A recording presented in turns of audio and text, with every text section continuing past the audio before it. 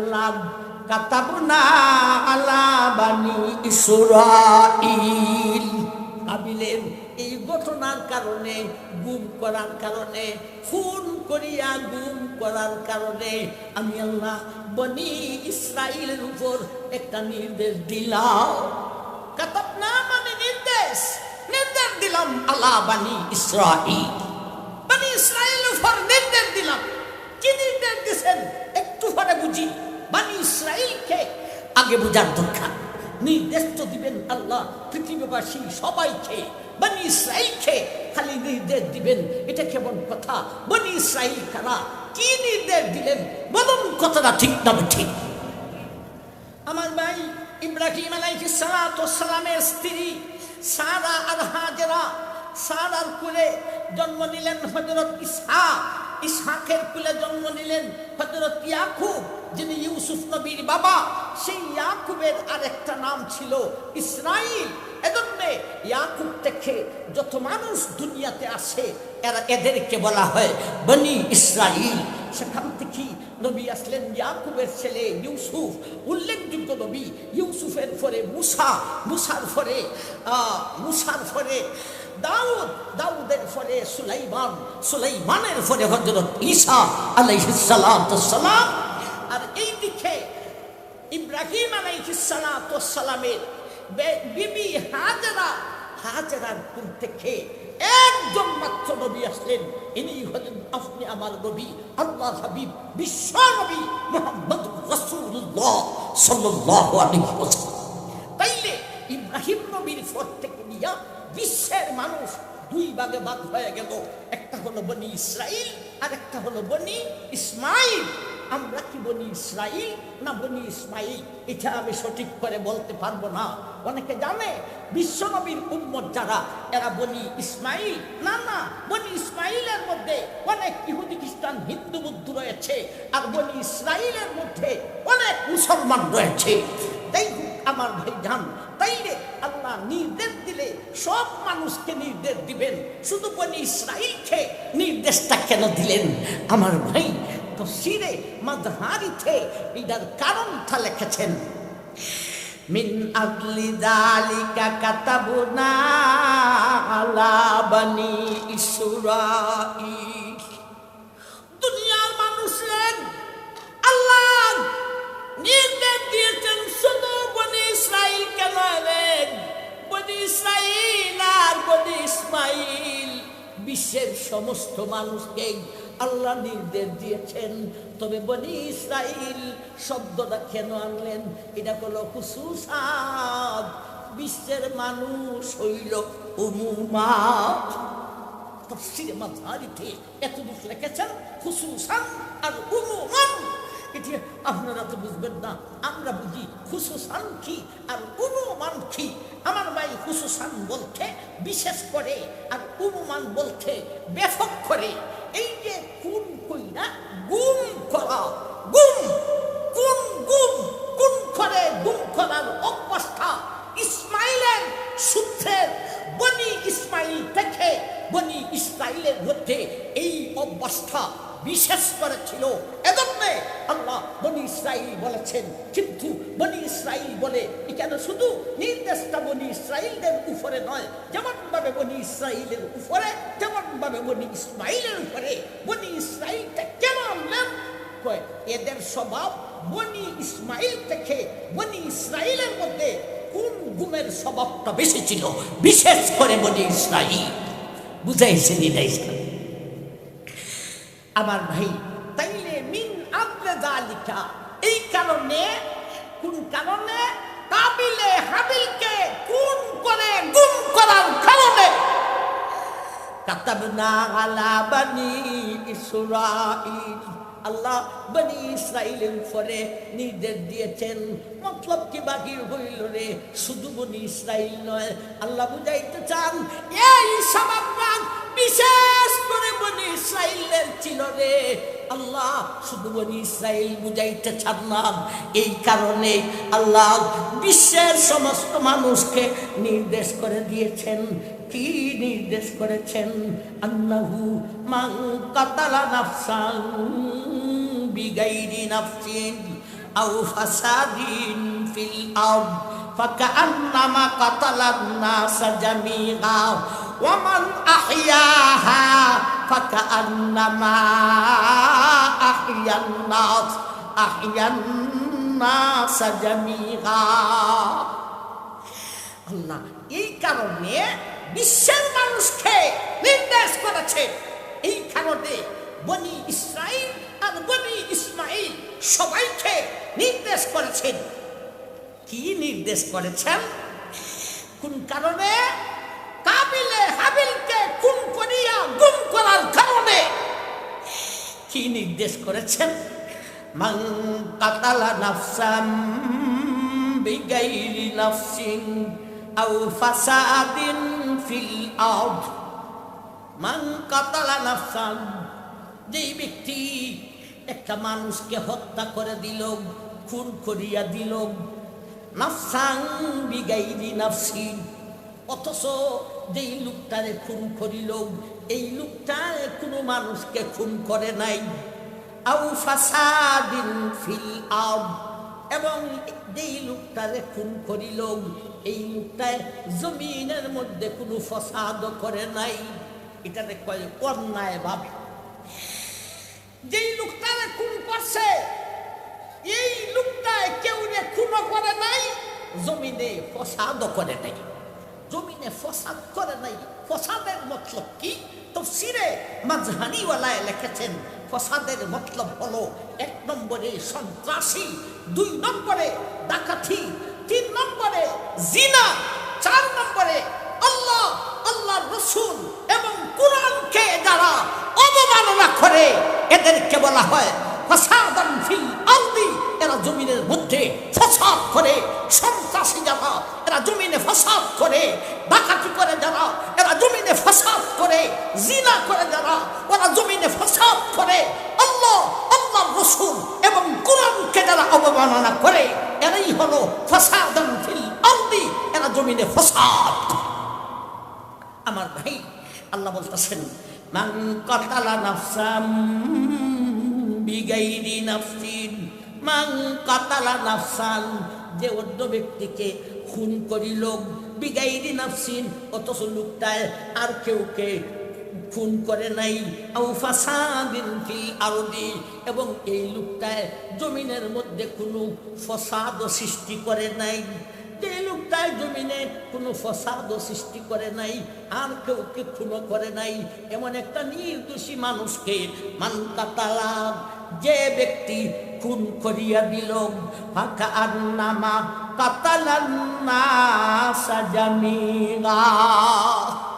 আল্লাহ বলেন দুনিয়ার মানুষ, বিশ্ববাসী, বনি ইসরাইল, বনি ইসমাইল, তোমাদের উপর নির্দেশ করা হইল এমন ভাবে, অন্যায় ভাবে তুমি যদি খুন করো আর গুম করো, পরকালীন শাস্তিটা কি জানোনি? কান্নামা কাতালান নাস জামিআ।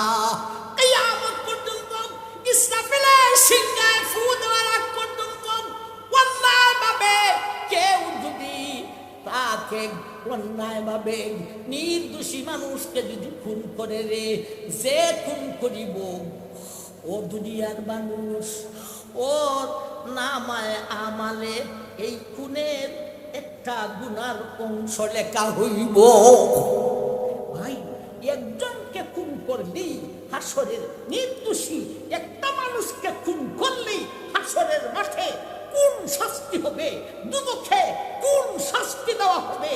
আর আল্লাহ বলেন এই কারণে কাবিলে হাবিলকে খুন করে গুম করার কারণে আমি আল্লাহ সারা বিশ্বের মানুষকে জানিয়ে দিলাম, তুমি যদি অন্যায় ভাবে কোন ব্যক্তিকে খুন করিয়া গুম করো, তাহলে কিয়ামত পর্যন্ত যারা অন্যায় ভাবে নির্দোষী মানুষকে খুন করে গুম করবে, ওইখানের ওই খুন আর গুমের গুনাহ কিছুটা তোমার নামায়ে আমালে দেওয়া হবে। আপনি খুন করেছিলেন, খুন গুম করেছিলেন একজনকে, আপনার নামায়ে আমালে কিয়ামত পর্যন্ত অন্যায়ভাবে খুন গুম যারা করেছে এদের গুনাহ তোমার নামায়ে আমালে আসবে। এখন খুন আর গুম 100 না 1000 না 1 লক্ষ, না 1 কোটি, না এর চাইতে আরো বেশি। ইসরাফিলে সিংহায় ফুল দেওয়ার আগ পর্যন্ত যত অন্যায়ভাবে খুন গুম করা হবে, তোর নামায় আমালে ওই গুনার কিছুটা অংশ আসবে। তাইলে যারা অন্যায়ভাবে খুন গুম করে, এ কতজনের হত্যাকারী হইয়া হাসরের মাঠে উঠবে। এটা হলো আল্লাহর বাক্য। কোন ঘুমের পরকালীন ভয়াবহ শাস্তি। ফাকান্নামা কাতালান নাসা জামিআ। কেন? একজনকে অন্যায়ভাবে খুন গুম করার কারণে সবের খুন গুমের গুনাহ একটু একটু করে তার নামায় আমালে আসবে। কেন?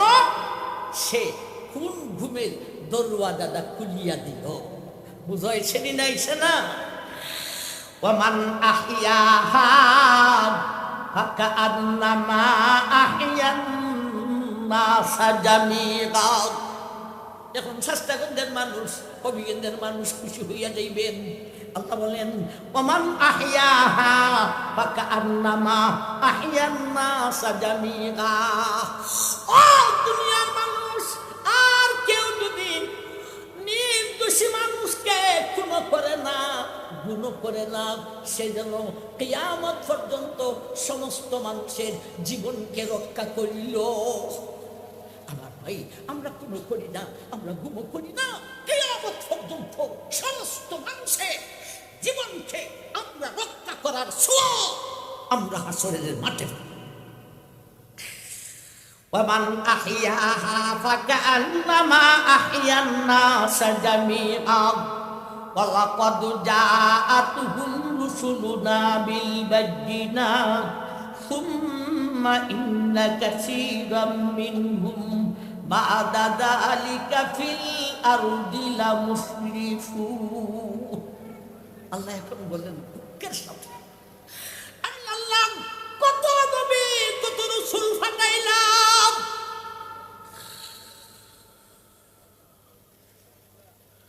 কত নবী কত রাসূল পাঠাইলাম, ফিল আরদি লামুসরিফুন ওয়ালাকাদ জাআতুহুম রুসুলুনা বিল বায়্যিনাত। কত নবী কত রাসূল পাঠাইলাম বাইয়িনাত দিয়া, দলিল দিয়া, মুজিজা দিয়া। সুম্মা ইন্না কাসীরাম মিনহুম বা'দা যালিকা ফিল আরদি লামুসরিফুন। কত নবী কত রাসূল পাঠাইলাম, দলিল দিলাম, মুজিজা দিলাম, এইগুলি বুঝাইলেন। অন্যায়ভাবে খুন গুম করলে এমনভাবে পরকালে শাস্তি হবে। এরপরও অধিকাংশরাই সীমা লঙ্ঘন করেছে। নবী বুঝানোর পরেও বুঝে নাই, গুম করেছে, খুন করেছে। এই হলো 32 নম্বর আয়াত। আল্লাহ কি বুঝাইলেন? মিন আজলি যালিকা কাতাবনা আলা বানি ইসরাঈলা আন্নাহু মান কাতালা নাফসাম বিগাইরি নাফস আও ফাসাদিন ফিল আরদি ফাকান্নামা কাতালান নাসা জামিআ ওয়া মান আহিয়াহা ফাকান্নামা আহিয়ান নাসা জামিআ ওয়ালাকাদ জাআতুহুম রুসুলুনা বিল বায়্যিনাত সুম্মা ইন্না কাসীরাম মিনহুম বা'দা যালিকা ফিল আরদি লামুসরিফুন। এই দুনিয়ার মানুষ কাবিলে হাবিলকে খুন করেছে, খুন করিয়া গুম করেছে। এজন্য আমি বিশ্বের সমস্ত মানুষের উপর নির্দেশ দিলাম, সাবধান থাকো। তুমি যদি অন্যায়ভাবে খুন গুম করো রে, তাইলে তুমি করলা একটা খুন, একটা গুম, অথচ পৃথিবীর বুকে যত খুন গুম অন্যায়ভাবে হবে সব তার কিছু কিছু গুনাহ তোমার নামায় আমালে দেওয়া হইব। এতগুলি হত্যাকারীর গুনাহ তুমি নিয়ে হাসরের মাঠে উঠিলে তোমার ভয়াবহ শাস্তিটা কি হইব? এই হলো 32 নম্বর আয়াত, গুমের আলোচনা, তার সাথে কিছু খুনও শাস্তিটা কি? পরকালীন শাস্তি হলো তুই গুম করেছিলে, খুন করেছিলে একজন, অথচ কিয়ামত পর্যন্ত অন্যায়ভাবে খুন গুম যারা করবে সব ঠিক গুনাহ একটু একটু তোর নামায় আমালে আসবে। গুম খুন করেছিলে একজন, অথচ হাসরের মাঠে দুজখে শত হাজার লাখ কোটি কোটি মানুষের খুন গুমে হত্যাকারী হইয়া তুই হাসরের মাঠে উঠতে হবে। এটা হইল আমার ভাই গুম যারা করে এরার শাস্তি। আমার ভাই জান কোন গুমের পরকালীন শাস্তি। এখন আসুন দুনিয়ার শাস্তিটা কি দেওয়া হবে, এটাই বেশি জটিল। এরপরে আয়াতে বলেন ইন্নামা জাযাউল্লাযীনা ইউহাদিবুনাল্লাহা ওয়া রাসূলাহু ওয়া ইয়াসআউনা ফিল আরদি ফাসাদান আন ইউকাত্তালু আও ইউসাল্লাবু أو تقطع أيديهم وأرجلهم من خلاف أو ينفوا في الأرض ذلك لهم خزي في الدنيا ولهم في الآخرة عذاب عظيم. এখন আল্লাহ বলেন ইন্নামা জাযাউল্লাযীনা ইউহাদিবুনাল্লাহা ওয়া রাসূলাহু ওয়া ইয়াসআউনা ফিল আরদি ফাসাদা। আল্লাহ বলেন ইন্নামা জাযাউল্লাযীনা ইউহাদিবুনাল্লাহা ওয়া রাসূলাহু, এই দুনিয়ার মানুষ যারা আল্লাহ আর আল্লাহ রাসূলের সঙ্গে সংগ্রাম করে, যুদ্ধ করে, এদের শাস্তিটা দুনিয়াতে কি হইতে পারে? আল্লাহ আল্লাহ রাসূলের সঙ্গে সংগ্রাম করে, যুদ্ধ করে। ও বাবা, আল্লাহর সাথে আর আল্লাহ রাসূলের সঙ্গে কে যুদ্ধ করে, কে সংগ্রাম করে? শুনুন ঘটনা।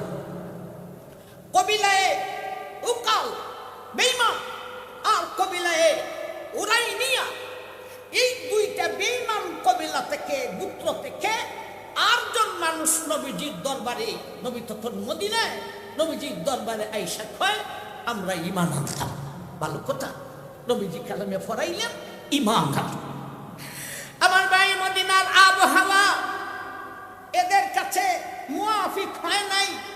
তাদের মদিনার আবহাওয়া তাদের শরীরে অ্যাডজাস্ট হয় নাই, অসুস্থ হয়ে পড়েছে। এমনকি শরীরের রং হলুদ হলুদের মতো হতে যাচ্ছে এবং এই 8টি মানুষের ফের ফুলা শুরু হয়েছে। আল্লাহ নবী, আমরা এখন কি করতে পারি? নবী বললেন তোমরা একটা কাজ করো।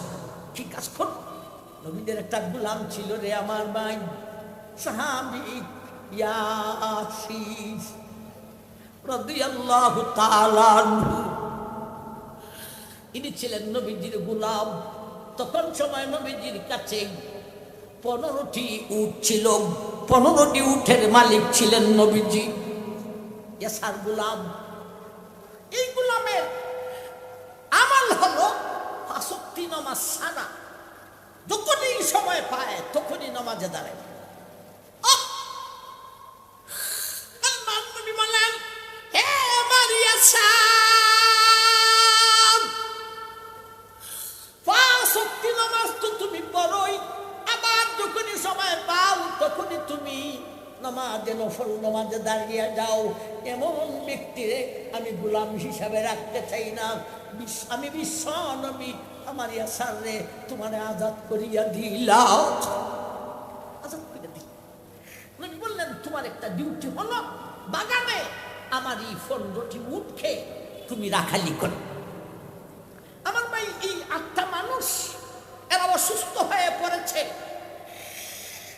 নবীজি বললেন তোমরা এক কাজ করতে পারো, ওই অদূরে বাগানে আমার ইয়াসার আমার 15টি উট খেয়ে রাখালি করে তোমরা সেখানে দিয়া উঠের দুধ পান করো, সেখানেই অবস্থান করো।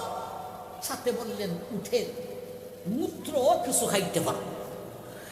আমার ভাই এই 8টি মানুষ সেখানে গেছে, গাইয়া ভাই উঠের দুধ খাইয়া আর মূত্র খাইয়া এটি সুস্থ হয়ে গেছে। সুস্থ হইয়া এখন কয় এই উটের দুধে আর মূত্রে তো অনেক কিছু আসে। নাউজুবিল্লাহ, এই 8টি মানুষ এটি নবীজির উঠের রাখাল ইয়াসারকে খুন করার ইচ্ছা করেছে। এটা হলো খুনের আলোচনা। আমার ভাই আল্লাহ বলেন, যারা আমি আল্লাহর আমার নবীর সঙ্গে যুদ্ধ করে সংগ্রাম করে, এটা দিয়ে কি বুঝাইতে চাও? এই 8টা মানুষ নবীর সাহাবী ইয়াসার হাত বাইদা লাইছে, পা বাইদা লাইছে, এমনকি লোহার শলাকারে গলম করে 2টা শলাকা 2টি চোখের ভিতরে ঢুকাইয়া দিয়েছে। ইয়াসার বললেন, এ দুঃখিলাম, আমার একটু পানি দান করো, একটু পানি দাও, পানির বড় পিপাসা হয়েছে। পানিও দেয় নাই। আমার ভাই এমতো অবস্থায় নবীর সাহাবী উঠের রাখাল ইয়াসারকে খুন করে দিয়েছে। নবীজির কাছে খবর আছে। উইটারে আল্লাহ বলেন, আমি আল্লাহ আমার নবীর সাথে যারা যুদ্ধ করে, যুদ্ধটা কি করছে? নবীর সাহাবীকে চৌকি দিয়া শলাকা গরম করে লোহার শলাকা ঢুকাইছে। আমার ভাই পানি চাইছে, পানি দেয় নাই। এই জিনিস দেখে আল্লাহ বলতেছেন, ইন্নামা জাযাউল্লাযীনা ইউহারিবুনাল্লাহ ওয়া রাসূলাহু। এটাকে আল্লাহ বলতেছেন, যারা আমি আল্লাহ আর আমার নবীর সঙ্গে যুদ্ধ করে দে, চোখের মধ্যে শলাকা ঢুকাইয়া দিল, হাত পাও বেঁধে যাদেরকে খুন করিয়া দিল, এটাই হলো আল্লাহর রসুলের সঙ্গে যুদ্ধ করা। এখন বলুন, আলোচনার শুরুতে বলছিলাম আমার ভাই ফিলখানার ঘটনা, শাপলা চত্বরের ঘটনা, জুলাই উত্থানের ঘটনা, এরপরে যে বলেছিলাম ঘুমের ঘটনা, নজরুলের ঘটনা, জলিলের ঘটনা, ফাদা রহমানের ঘটনা, হাত পাও বাদিয়া আমার ভাই আমাদের সিলেটের ইলিয়াস আলীরও কোন ভাবে জানি কি করেছে, হাত বাদিয়া, পাও বাদিয়া, চোখ বাদিয়া, বুকটাকে সিরিয়া দিয়েছে, পেটটাকে ভারিয়া দিয়েছে। আমার ভাইজান আল্লাহর বাসায় সেইটা কি বলেন, আমি আল্লাহ আর আমার রসুলের সঙ্গে এরা যুদ্ধ করিল। আমার ভাই এই জাতের যুদ্ধ 16 বছর পর্যন্ত ফেসিস সরকার করে গেছে। ঠিক না বেটা? এদের যুদ্ধ আল্লাহর সঙ্গে, আল্লাহ রসুলের সঙ্গে। ফেরাউনও সেই যুদ্ধ করেছিল। ইতিহাস জেনে রাখার দরকার। মুসলমান হইয়া সেই ইতিহাসকে ভুলতে গেল। নাই কোনো ইলেকশন, মানুষের ভোটের অধিকারকে কেড়ে নিয়ে এইভাবে মানুষকে খুন করেছে, গুম করেছে। আল্লাহ আর আল্লাহ রসুলের সঙ্গে যুদ্ধ করেছে। আমার ভাই এইভাবে যখন নবীজির সাহাবী ইয়াসারকে হত্যা করে দিল, নবীর কাছে খবর আসছে। নবীজি তৎক্ষণিক সাহাবায়ে কেরামকে ডাকলেন, জলদি চলো। ঘোড়া নিয়ে ধরলেন। তার মধ্যে একজন সাহাবী ছিলেন, ইনি তার এদের পায়ের নিশানা দেখে তিনি চিনতেন। নিশানা দেখে দেখে চলতে চলতে চলে গেলেন। দেখেছি 8টা জালিমকে পাকড়াও করে নবীজির দরবারে নিয়ে আসলেন। এখন আসুন এদের দুনিয়াবি শাস্তি দেখি। আমার ভাই কোন গুমের পরকালীন শাস্তি কি? কোন গুম করেছ? 1,000 লাখ কোটি গুম, কোন গুমের গুণা নিয়ে হাসরের মাঠে উঠবে। আর ইহকালীন শাস্তি দেখি পাকড়াও করে যখন নবীর দরবারে আনা হলো, আল্লাহ নবীর কাছে আয়াত নাযিল করলেন, এদের শাস্তিটা এখন কি হতে পারে? আল্লাহ বলেন, ফাসাদান আন ইউকাত্তালু আও ইউসাল্লাবু আও তুকাত্তা আইদিহিম وأرجلهم من خلاف أو ينفوا في الأرض ذلك لهم خزي في الدنيا ولهم في الآخرة عذاب عظيم ইয়া তাদিল করে আল্লাহ নবীজির কয়েকটা অফার দিলেন কি শাস্তি দিতে পারো আইনু কাত্তালু এদেরকে তুমি হত্যা করে দাও আউ ইউসাল্লাবু নয়তো তুমি ফাঁসির কাষ্ঠে ঝুলাও আউ তুকাত্তা আইদিহিম ওয়া আরজুলুহুম মিন খিলাফ অথবা হাত পাও কেটে দিতে পারো উল্লু করে হয়তো ডান হাত আর ডান হাত যদি কাটো তাইলে বাম পা আর বাম হাত যদি কাটো তাইলে ডান হাত কয়েকটা অফার একটা হলো হত্যা করো আর একটা হলো চুলির কাষ্ঠে ঝুলাও ফাঁসির কাষ্ঠে ঝুলাও আর একটা হলো ডান হাতটা খাইতে দাও বাম হাতটা খাইতে ফালাও আর একটা অফার হলো আউলুন পাউ ফিল আরদ দেশের ভিতরে স্বাধীনভাবে চলার সুযোগ দিও না বরং বন্দি কোনো মতলব বলো চিরস্থায়ী মতলব হলো যাবজ্জীবনের জেল দিতে পারো এই কয়টা অফার দিলেন আল্লাহ আল্লাহ নবীরে এক নম্বরে তুমি তাকে হত্যা করতে পারো দুই নম্বরে ফাঁসির কাষ্ঠে ঝুলাইতে পারো তিন নম্বরে হাত পাও কেটে দিতে পারো চার নম্বরে যাবজ্জীবন জেল দিতে পারো যারা খুন করে যারা গুম করে ইহকালীন শাস্তিটা এই চারটা থেকে একটা দিতে পারো নবী বলেন আল্লাহ আমি কোনটারে আমি গ্রহণ করিব দুনিয়ার মানুষ নবীদের জীবনের এর চাইতে কঠোর শাস্তি আর কখনো কেউ দেন নাই নবী সহ্য করতে পারেন নাই আমার ইয়াসার গোলাম ছিল নামাজের কারণে আযাদ করে দিয়েছি এজন্য নবীজি গ্রহণ করলেন তিন নম্বরটা আউ তুকাত্তা আইদিহিম ওয়া আরজুলুহুম মিন খিলাফ নবীজি বললেন এই আত্মার হাত পা উল্টা করে কাটো বলতে ডান হাত কাটলে বাম পা আর বাম হাত কাটলে ডান পা কাটো সাহাবায়ে কেরাম কাটলেন এরপরে বললেন এখন লোহার শলাকা গরম করে এদের চোখের মধ্যে ঢুকাইলেন এরপরে নবী বললেন এখন ওরা চাইতেছে পানি পানি চাইছিলেন পানি দেয় নাই নবী বলেন পানিও দেওয়া হবে না এরপরে নবী বললেন এরপরে নবী হাত পাও খাইটা চোখের মধ্যে লোহার শলাকা গরম করে ঢুকানোর পরে এরপরে পানি চাইল একটা ফোঁটা পানিও দেন নাই এই অবস্থায় আরবের মদিনার উত্তপ্ত বালির মধ্যে রুদ্রের মধ্যে ছেড়ে দিলেন আমার ভাই সেখানে কম্পমান হতে হতে এই হাতটা জীবন ধ্বংস হয়েছে সুতরাং এইটা হলো আমাদের দেশের এই খুন দ্বারা করেছে এরা দুনিয়াবি শাস্তিটা কি হতে পারে শুধু তাদের কাটতে হবে মুখটাকে কাটতে হবে চক্ষু দিয়া গরম শলাকা ঢুকাতে হবে এমন ভাবে হত্যা করতে হবে এই হলো খোদার বিচার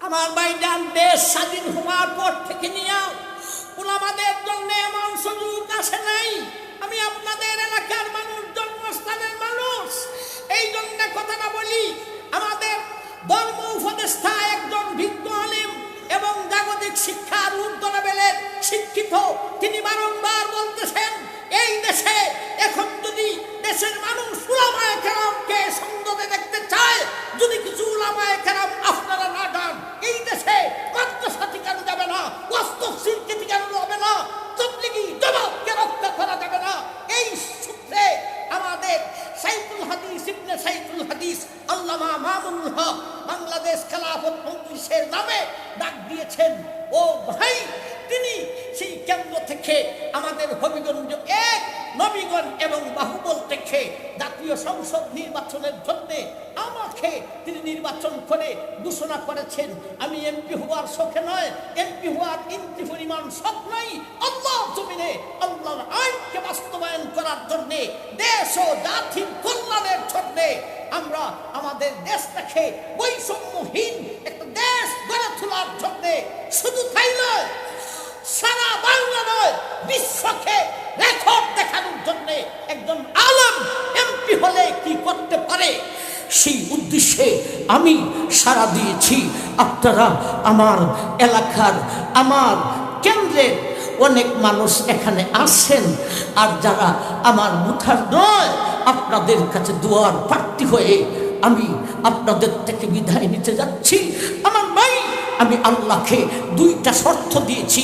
আল্লাহ, আমি যদি এমপি হইয়া এমপি হওয়ার কারণে পরকালে শাস্তির কোনো কারণ হয়, আমাকে আগের থেকে আউট করিয়া দাও।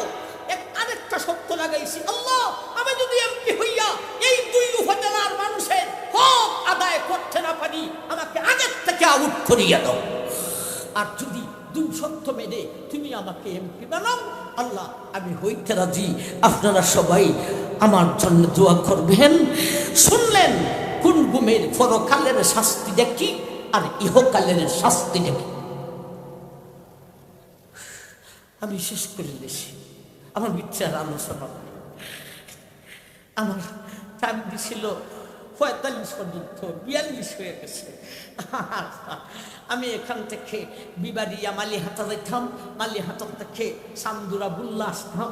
আমার সিরিয়ালগুলি যদি শুনেন, আমি সেই দিন ফেনী থেকে আসছি হবিগঞ্জে, হবিগঞ্জ থেকে আইসা দিনের বেলায় সিলেট গেছি, দিনের বেলা সিলেট থেকে আইসা ঢাকা গেছি, ঢাকা থেকে দিনের বেলায় আবার কিশোরগঞ্জ, কিশোরগঞ্জ থেকে আবার রাতের বেলায় হবিগঞ্জ, হবিগঞ্জ থেকে আজকে 12টা থেকে নিয়ে দিনের 3:30 পর্যন্ত নবীগঞ্জ শহরে আমরা গণসংযোগ করেছি।